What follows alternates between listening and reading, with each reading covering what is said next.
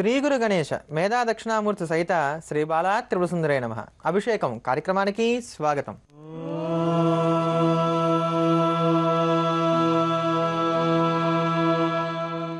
ఈ రోజు నవమి తిథి ఉంది. నవమి తిథి దుర్గాదేవికి అత్యంత ప్రీతిపాత్రమైనటువంటిది. అంతేగాక నవమి దేవి ఆరాధనకు చాలా విశేషమైనటువంటిది. ఏ దేవతారాధనకైనా అమ్మవారి స్వరూపాన్ని ఆరాధించడానికి లక్ష్మి కావచ్చు, సరస్వతి కావచ్చు, దుర్గ కావచ్చు, లలిత కావచ్చు, ఏ దేవతారాధనకైనా చాలా మంచి రోజు కింద చెప్తూ ఉంటారు. శివపురాణాన్ని కనుక గమనించినట్లయితే సాక్షాత్తు హిమవంతుడి భార్య అయినటువంటి మేనాదేవి ఈ దీక్షను చేసినట్టుగా మనకు కనబడుతుంది. ప్రతి అష్టమికి కూడా ఉపవాసం ఉండటం, నవమి రోజున సౌభాగ్యవతులైనటువంటి వారందరినీ కూడా పూజించడం, ఇలా చేసి అమ్మవారి అనుగ్రహాన్ని పొందే పార్వతీదేవిని సంతానంగా కన్నది అని చెప్పని మనకి శివపురాణం చెప్తూ ఉంటుంది. అందుకనే అష్టమి నవములు సాక్షాత్తు దేవి స్వరూపం. అందున అష్టమి శివస్వరూపం అయితే నవమి సాక్షాత్తు అమ్మవారు. అందుకని దేవతా ఆరాధన చేయడానికి దేవీ స్వరూపంగా ఈరోజు చాలా ప్రశస్తమైనటువంటి రోజు కింద చెప్పుకోవచ్చు.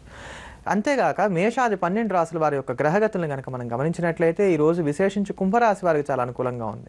ఏ కొద్దిపాటి మెలకువలు పాటించినా కానీ వీరు చేసేటువంటి పనుల్లో మంచి విజయాన్ని పొందడానికి ఆస్కారం ఉంటుంది. కనుక నవమికి అధిష్టాన దేవత అయినటువంటి దుర్గాదేవిని ఒక్కమారు స్మరణ చేసుకొని వీళ్ళు కనుక ఈరోజు పనులు చేస్తూ వచ్చినట్లయితే కనుక మేలును పొందగలుగుతారు. గోదావరి పుష్కరాలను పురస్కరించుకొని గోదావరి తీరం వెంబడి ఉన్నటువంటి మహత్తరమైన క్షేత్రాలు తెలుసుకుంటున్నాం కదా. అదే క్రమంలో ఈ రోజున గోదావరి తీరంలో ఉన్నటువంటి అత్యంత మహిమాన్వితమైన అత్యంత ప్రముఖమైనటువంటి క్షేత్రాన్ని గురించి తెలుసుకుందాం. ఆ క్షేత్రమే గోష్పాద క్షేత్రం. ఈ గోష్పాద క్షేత్రమే గోవూరుగా కోవూరుగా నేడు అపభ్రంశం చెంది కొవ్వూరుగా మారింది. ఈ కొవ్వూరు చాలా ప్రముఖమైనటువంటి ప్రసిద్ధమైనటువంటి క్షేత్రం. అందున విశేషించి గోదావరి పుష్కరాలకు అత్యంత ముఖ్యమైనటువంటి స్థానం కింద దీన్ని చెప్తూ ఉంటారు. ఒకానొకప్పుడు ఇది గౌతమ మహర్షి యొక్క తపోభూమి. ఇక్కడ ఉన్నటువంటి గౌతముడి యొక్క తపస్సుని పరీక్ష చేయడానికి గాను సాక్షాత్తు పరమేశ్వరుడు గణపతి ఇద్దరు కూడా ఆవు దూడ వేషంలో ఇక్కడికి వచ్చారని చెప్పని, గౌతమ మహర్షి దర్భతో అదిలించబోగా వీరిద్దరు కూడా అక్కడ మృత్యువాదపడినట్టుగా నటించారని, ఈ దోషాన్ని పోగొట్టుకోవడానికి ఏమి చేయాలని మహావిష్ణువు కోసం గౌతముడు తపస్సు ఆచరిస్తూ ఉండగా వేణుగోపాల స్వరూపంలో సాక్షాత్తు కృష్ణుడే వచ్చి గౌతముని ఓదార్చి అతనికి ఉన్నటువంటి పాతగాన్ని పోగొట్టడానికి గాను మూర్తి స్వరూపంలో అక్కడ వెలిశాడని చెప్తారు. అందుకనే ఇప్పటికీ గోష్పాద క్షేత్రంలో వేణుగోపాల స్వామి వారి యొక్క దేవాలయం మనకి దర్శనీయంగా కనబడుతూ ఉంటుంది. ఇలా కృష్ణుడి చేత లాలింపబడినటువంటి గౌతముడి యొక్క పాపాన్ని పోగొట్టడానికి కానీ కేవలం పరీక్షా నిమిత్తంగా ఇది చేశామని చెప్పడానికి కానీ తర్వాత కాలంలో పరమేశ్వరుడు గణపతి ఇద్దరు కూడా ఏకకాలంలో సాక్షాత్కరించి గౌతముడికి వరాలు ఇచ్చారట. అలా ఈశ్వరుడి యొక్క విష్ణువు యొక్క నడయాడినటువంటి భూమిగా ఈ క్షేత్రాన్ని చాలా ప్రసిద్ధంగా చెప్తారు. ఈశ్వరుడు గోవు రూపంలో వచ్చి ఆవు రూపంలో వచ్చి పాదం మోపిన చోటు కనుక దీనికి గోష్పాద క్షేత్రం అనేటువంటి పేరు వచ్చింది. ఇప్పటికీ కూడా ఆవు గిట్ట రూపంలో ఉన్నటువంటి శివలింగాన్ని మనం అక్కడ దర్శనం చేయడానికి కానీ అవకాశం ఏర్పడుతుంది. ఇక్కడ గోదావరి పరమ పవిత్రమైనటువంటిది. ఎవరైతే ఇక్కడ ఉన్నటువంటి గోదావరి నదిలో స్నానం ఆచరించి వేణుగోపాల స్వామి వారిని అలానే గోష్పాద స్వరూపంలో ఉన్నటువంటి పరమేశ్వరుని దర్శనం చేస్తారో వారికి జన్మాంతరాల్లో చేసినటువంటి సమస్తమైనటువంటి పాపము నశించిపోవడమే కాకుండా జాతకరీత్యా ఉన్నటువంటి ప్రబలమైనటువంటి దోషాలు ఏవైతే ఉన్నాయో మృత్యు సంబంధమైనవన్నీ కూడా తొలగిపోయి పరమేశ్వరానుగ్రహం కలుగుతుంది, విష్ణు యొక్క అనుగ్రహం కలుగుతుంది. ఏకకాలంలో హరిహరులు ఇద్దరిని కూడా పూజించినటువంటి ఫలితం కలుగుతున్నట్లో ఎంత మాత్రం సందేహం లేదు. అటువంటి భవ్యమైనటువంటి గోష్పాద క్షేత్రాన్ని దర్శిద్దాం. ఈరోజు శుక్రవారం అనగానే మనందరికీ కూడా గుర్తుకు వచ్చేటువంటి దైవం సాక్షాత్తు మహాలక్ష్మి అమ్మవారు. ఈ లక్ష్మీ అమ్మవారిని పూజించడానికి లక్ష్మీ అమ్మవారి యొక్క అనుగ్రహాన్ని పొందడానికి మనకు ప్రశస్తంగా ఉపకరించేటువంటి స్తోత్రరాజమే లక్ష్మీ సహస్రనామ స్తోత్రం. మహాత్ములైనటువంటి వారు అయితే తపస్సు చేయగలుగుతారు, ఇంకా గొప్పవారు అయితే యజ్ఞాలు చేయగలుగుతారు. ఇట్లా యజ్ఞము యాగము తపస్సు వంటివన్నీ ఏవి చేయలేనటువంటి వారికి అనంతంగా ఫలితాన్ని ఇవ్వడం కోసం అని చెప్పని మనకి మహర్షులు ఏర్పాటు చేసినటువంటి ప్రక్రియే సహస్రనామ స్తోత్రం. సహస్రం అంటే అనంతం. అనంతంగా పూజ చేసినటువంటి పుణ్యాన్ని మనకి సముపార్జన చేసి పెట్టేటువంటి స్తోత్రాలు కనుక వీటికి సహస్రనామ స్తోత్రాలు అని చెప్పని పేరు వచ్చింది. అటువంటి లక్ష్మీ సహస్రనామ స్తోత్రాన్ని శ్రవణం చేద్దాం, అమ్మవారి యొక్క అనుగ్రహాన్ని పొందుదాం, ధనాన్ని ధాన్యాన్ని సమృద్ధిగా కలిగి ఉందాం. నిత్యాగతానం తనిత్యానం దినే జనరంజనే నిత్యప్రకాశినీ చైవ స్వప్రకాశస్వరూపిణీ మహాలక్ష్మీర్మహాకాళీ మహాకన్యా సరస్వతి భోగవైభవసంధాత్రీ భక్తానుగ్రహకారిణీ ఈశావాస్య మహామాయా మహాదేవి మహేశ్వరీ ప్రల్లేఖా పరమాశక్తిర్మాతృకా బీజరూపిణీ నిత్యానంద నిత్యబోధ నాదిని జనమోదిని సత్యప్రత్యయనీ చైవ స్వప్రకాశాత్మరూపిణీ त्रिपुरा भैरवी विद्या हंसा वागीश्वरी शिवा वाग्देवी च महारात्रिः कालरात्रिस्त्रिलोचनी भद्रकाली कराली च महाकाली तिलोत्तमा काली करालवक्त्रान्ता कामाक्षी कामदा शुभा चण्डिका चण्डरूपेश चामुण्डा चक्रधारिणी त्रैलोक्यजननी देवी त्रैलोक्यविजयोत्तमा सिद्धलक्ष्मीः क्रियालक्ष्मीर्मोक्षलक्ष्मीः प्रसादिनी उमा भगवती दुर्गा चान्द्री दाक्षायणी शिवा प्रत्यङ्गिराधरा वेल लोकमाता हरिप्रिया पार्वती परमादेवी ब्रह्मविद्या प्रदायिनी अरूपा बहुरूपा च विरूपा विश्वरूपिणी पंचभूतात्मिका वाणी पंचभूतात्मिका परा कालिका पंचिका वाग्मी हविः प्रत्यधिदेवता देवमाता सुरेशाना वेदगर्भाम्बिका धृतिः संख्या जातिः क्रियाशक्तिः प्रकृतिर्मोहिनी मही यज्ञविद्या महाविद्या गुह्यविद्या विभावरी ज्योतिष्मती महामाता सर्वमन्त्रफलप्रदा दारिद्र्यध्वंसिनी देवी हृदयग्रन्थिभेदिनी सहस्रादित्यसङ्काशा चन्द्रिका चन्द्ररूपिणी गायत्री सोमसम्भूतिः सावित्री प्रणवात्मिका श्यामकरी वैष्णवी ब्राह्मी सर्वदेव नमस्कृता सेव्या दुर्गा कुबेराक्षी करवीरनिवासिनी जया च विजया चैव जयन्ती च पराजिता कुब्जिका कालिका शास्त्री वीणा पुस्तकधारिणी सर्वज्ञशक्तिः श्रीशक्तिर्ब्रह्म विष्णुशिवात्मिका इडा पिङ्गलिका मध्य मृणाली तन्तुरूपिणी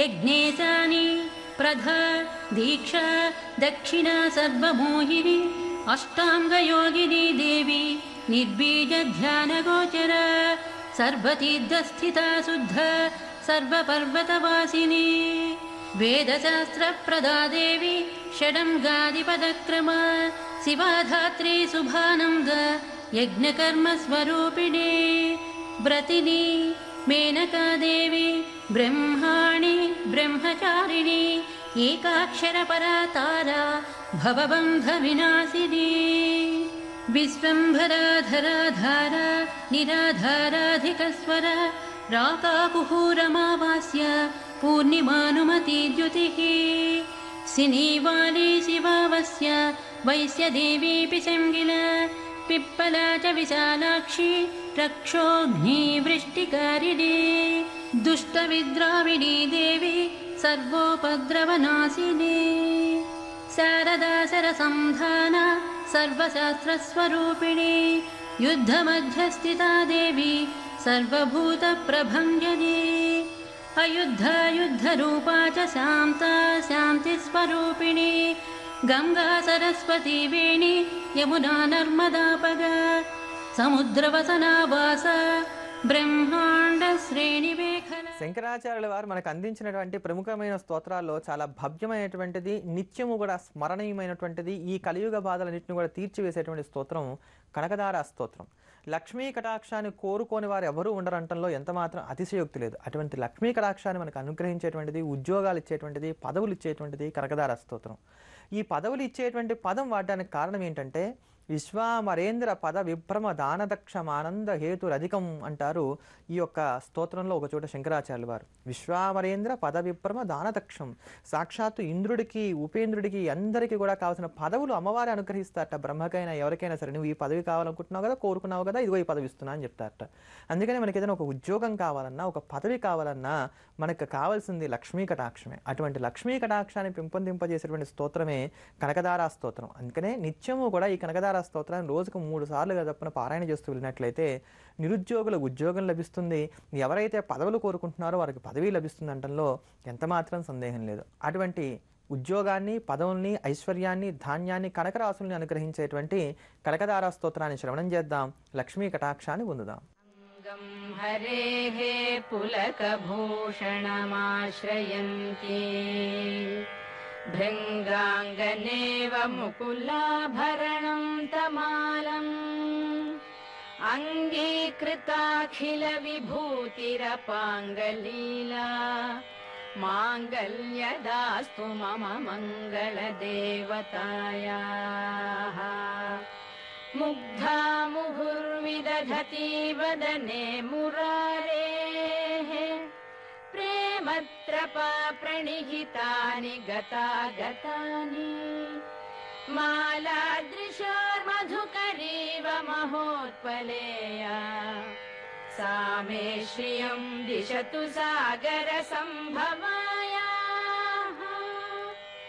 आमीलिताक्षम् अधिगम्य मुदा मुकुन्दम् आनन्दकन्दमनिमेषम् अनङ्गतन्त्रम् आकेकरस्थितकनीनिकपक्ष्मनेत्रम् भूत्यै भवे मम भुजङ्गशयाङ्गनायाः बाह्वन्तरे मधुजितश्रितकौस्तुभेया हारावलीव हरिनीलमयी विभाति कामप्रदा भगवतोऽपि कटाक्षमाला कल्याणमावहतु मे कमलालयायाः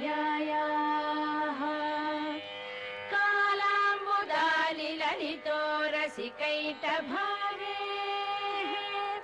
धाराधरे स्फुरति या तडिदङ्गनेव मातुः समस्तजगतां महनीयमूर्तिः भद्राणि मे दिशतु भार्गवनन्दनायाः प्राप्तं पदं प्रथमतः खलु यत्प्रभावात् माङ्गल्यभाजि मधुमाथिनि मन्मथेन मय्यापतेत् तदिह मन्थरमीक्षणार्थम् मन्दालसं च मकरालय कन्यकायाः विश्वामरेन्द्रपदविभ्रमदानदक्षम् आनन्दहेतुरधिकं मुरविद्विषोऽपि ईशं निषीदतु मयि क्षणमीक्षणार्थम्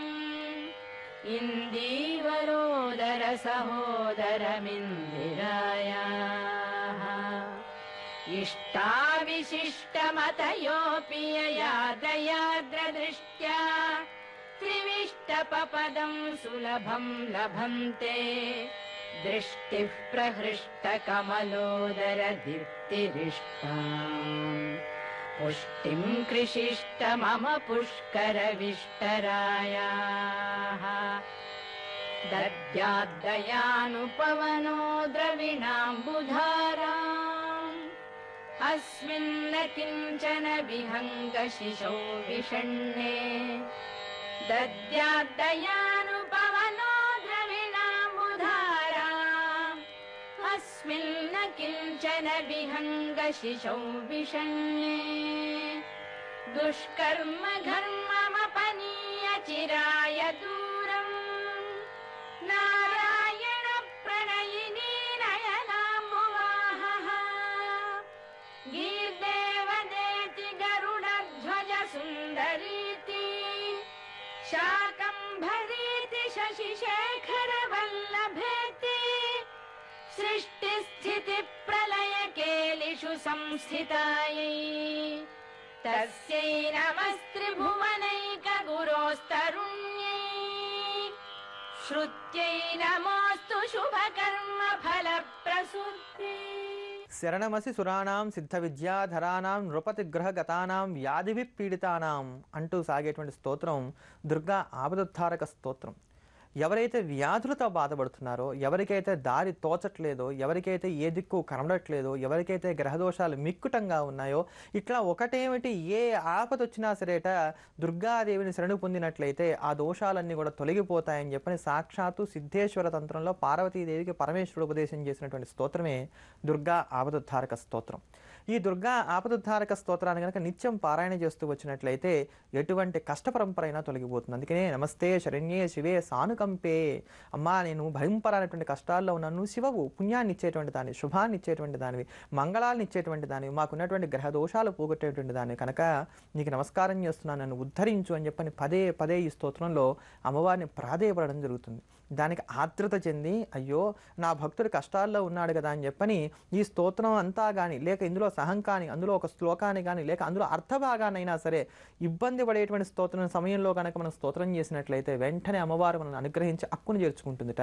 అంతటి భవ్యమైనటువంటి స్తోత్రం దుర్గా ఆపదుద్ధారక స్తోత్రం. విశేషించి రాహుమారి దశలు నడుస్తున్నప్పుడు లేక కుజదశలు నడుస్తున్నప్పుడు ఈ స్తోత్రాన్ని కనుక నిత్యం 9 సార్లు పారాయణ చేస్తూ వచ్చినట్లయితే కనుక ఆ దోషాలు తగ్గుతాయి. అంతేకాక గ్యాస్ కంప్లైంట్తో బాధపడేటువంటి వారికి కూడా ఈ స్తోత్రం మంచిదని చెప్పుకోవచ్చు. రోజుకి 9 సార్లు చొప్పున ఈ స్తోత్రాన్ని కనుక పారాయణ చేస్తూ వచ్చినట్లయితే గ్యాస్కి సంబంధించినటువంటి దోషాలు ఏవైతే ఉన్నాయో అవి తగ్గడానికి గాను ఆస్కారం ఏర్పడుతుంది. అంతటి భవ్యమైనటువంటి దుర్గా ఆపదుద్ధారక స్తోత్రాన్ని శ్రవణం చేద్దాం. నవమి తిథి కలిగినటువంటి ఈ రోజున ఈ స్తోత్రాన్ని పారాయణ చేయడం ద్వారా త్వరగా అమ్మవారి యొక్క అనుగ్రహాన్ని పొందుదాం.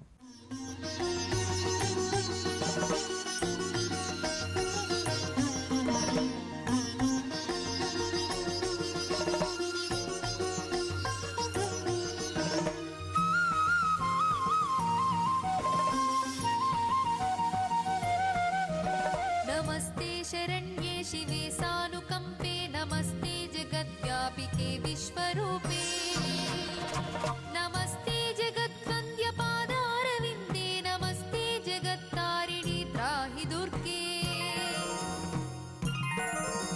नमस्ते जगच्चिन्त्यमानस्वरूपे, नमस्ते महायोगि विज्ञानरूपे, नमस्ते नमस्ते सदानन्दरूपे, नमस्ते जगत्तारिणि त्राहि दुर्गे,